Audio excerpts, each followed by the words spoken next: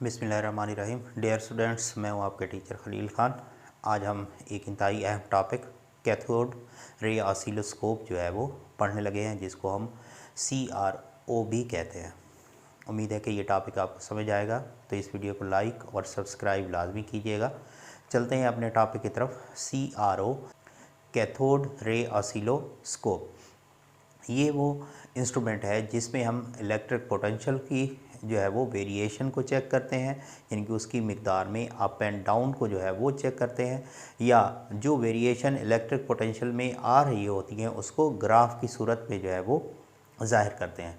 The instrument which is used to see the variation in electric potential और which is used to plot the graph between the variation in potential difference.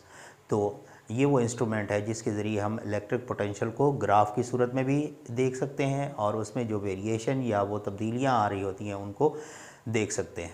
अब कोई भी instrument हो तो वो हमेशा parts पर मुश्तमिल होता है, तो CRO जो है वो हमारे पास मुख्तलिफ़ पार्ट्स पर मुश्तमिल है। इसमें हम देखते हैं कि इसका जो फर्स्ट ये पोर्शन है हमारे पास, इसको हम कहते हैं इलेक्ट्रॉन गन। तो फर्स्ट ऑफ ऑल क्या है हमारे पास, इलेक्ट्रॉन गन है, जिसमें ये टंगस्टन का जो है वो हम फिलामेंट यूज़ करते हैं। इसी तरह जो हमारे पास नेगेटिवली चार्ज होता है उसको हम ग्रिड कहते हैं, और ये जो हमारे पास मौजूद होता है एनोड, इसको हम एक्सेलरेटिंग या फोकसिंग एनोड भी कहते हैं। इस तरह ये हमारे पास डिफ्लेक्टिंग प्लेट्स होती हैं, ये एक्स एक्सिस की डिफ्लेक्टिंग प्लेट्स, और ये हमारे पास होती हैं वाई एक्सिस डिफ्लेक्टिंग प्लेट्स। और इस तरह ये हमारे पास फ्लोरेसेंट स्क्रीन होती है जिसके ऊपर जो है वो हम इलेक्ट्रॉन्स को ऑब्ज़र्व करते हैं। अब हमारे पास जो तीन मेन पार्ट्स हैं इसके, first of all electron gun, और इसी तरह जो हमारे पास हैं डिफ्लेक्टिंग प्लेट्स, लास्ट जो है वो हमारे पास फ्लोरेसेंट स्क्रीन है। फ्लोरेसेंट स्क्रीन इसको क्यों कहते हैं, क्योंकि ये फास्फोरस की भरी हुई होती है और इसके ऊपर जब इलेक्ट्रॉन्स जो है वो स्ट्राइक करते हैं तो वो चमकदार या ब्राइट जो स्पॉट्स हैं वो छोड़ जाते हैं, और इसी तरह हमें इलेक्ट्रॉन्स की मौजूदगी का जो है वो पता चलता है। अब हम one by one in parts को डिस्कस करते हैं और इनकी जो वर्किंग है वो देखते हैं। फर्स्ट ऑफ ऑल हमारे पास है इलेक्ट्रॉन गन, और हमने कहा है कि इलेक्ट्रॉन गन जो है वो तीन चीज़ों पर मुश्तमिल है। एक हमारे पास है टंगस्टन फिलामेंट, दूसरा हमारे पास ग्रिड, और तीसरा हमारे पास मौजूद है एनोड। फर्स्ट ऑफ ऑल हम टंगस्टन फिलामेंट को जो है वो 6 वोल्ट जब इलेक्ट्रिक पोटेंशियल जो है वो प्रोवाइड करते हैं तो इसमें से इलेक्ट्रॉन्स जो है वो इमिट करना शुरू कर देते हैं और उनकी थर्मियोनिक इमिशन जो है वो स्टार्ट हो जाती है। अब जो टंगस्टन का फिलामेंट हम यहाँ पे यूज़ करते हैं वो क्यों करते हैं, उसकी एक खसूसियत ये है कि ये कम वोल्टेज पे जो है वो इमिशन स्टार्ट कर देता है। जिस तरह 6 वोल्ट जो है वो एक कम वोल्टेज है जिस पे थर्मियोनिक इमिशन जो है वो स्टार्ट हो जाती है, और इसी तरह हमें ज़्यादा वोल्टेज जो है वो प्रोवाइड नहीं करने पड़ते फॉर थर्मियोनिक इमिशन या इलेक्ट्रॉन की इमिशन के लिए। तो इसलिए हम यहाँ पे क्या यूज़ करते हैं, टंगस्टन फिलामेंट यूज़ करते हैं। अब नेक्स्ट पार्ट जो हमारा है वो कहलाता है ग्रिड।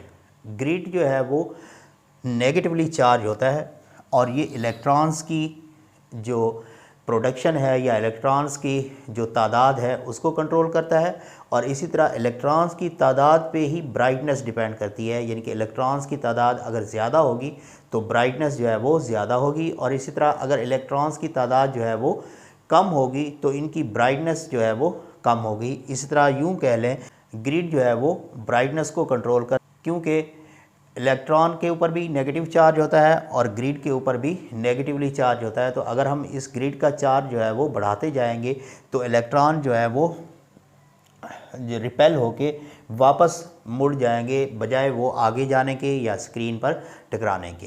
तो नेक्स्ट हमारे पास है एक्सेलरेटिंग या फोकसिंग एनोड हम इसको कहते हैं।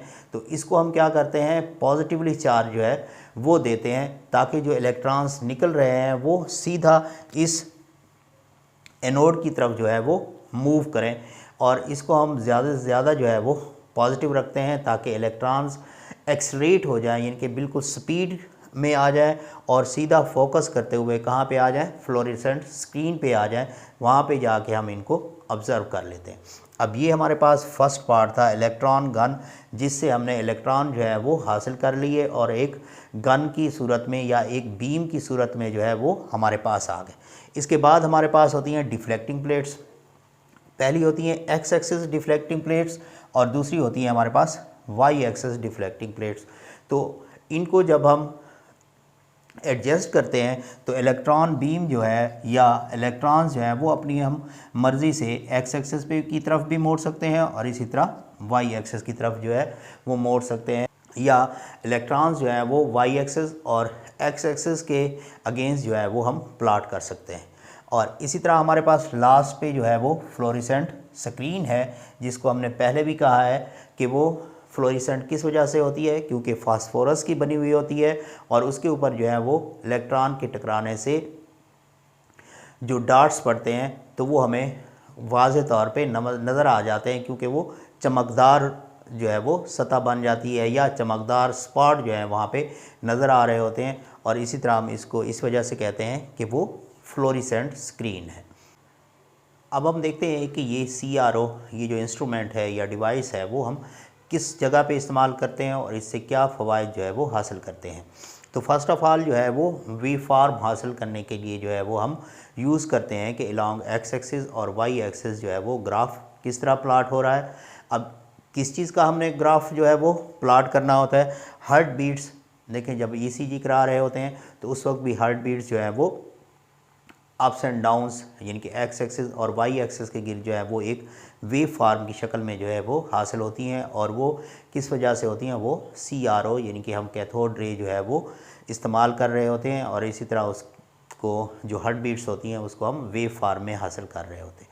इसी तरह समंदर की गहराई मालूम करने के लिए इकोसिस्टम जो हम वो यूज़ करते हैं उसमें भी हम कैथोड रे को इस्तेमाल करते हैं, और कम गहराई और ज़्यादा गहराई की जो वेव फार्म होती है वो हम हासिल करते हैं। इस तरह जो हमारा लास्ट या चौथा उसका यूज़ है वो रेडार सिस्टम में जो है CRO को यूज़ किया जाता है। उसमें भी दूर जाती हुई लहरें और पास आती हुई जो हमारे पास वेव्स होते हैं उनको हम वेव फार्म में ज़ाहिर करते हैं, और इससे हमें पता चलता है कि जो आने वाली फ़्लाइट्स है या जो अपना फाइटर जेट्स हैं वो हमारी तरफ आ रहे हैं या वो हमसे दूर जा रहे हैं। तो इसी तरह इन तमाम चीज़ों को जो है वो हम वेव फार्म में देख सकते हैं।